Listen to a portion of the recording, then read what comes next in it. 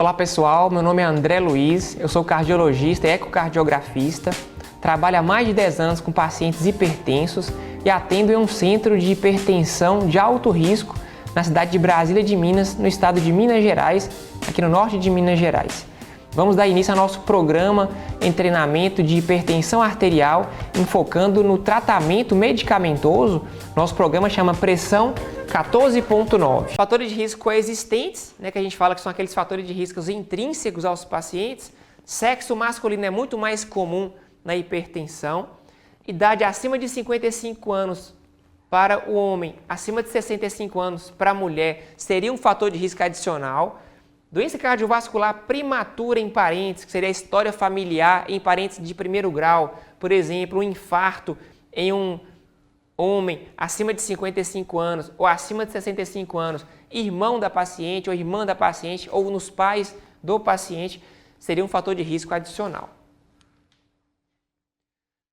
LDL colesterol acima de 100, HDL colesterol bom abaixo de 40, menor ou igual a 40, em homens, 46 em mulheres, ou triglicéridos acima de 150 também seria um fator de risco.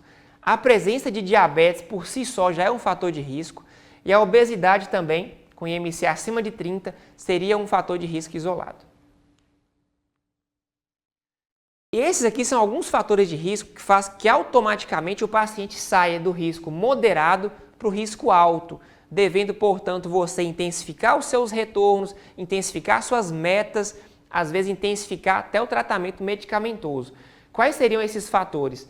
Nível muito elevado de um fator de risco individual, incluindo hipertensão no estágio 3. Então, o paciente com colesterol muito elevado, por exemplo, uma obesidade mórbida, por exemplo.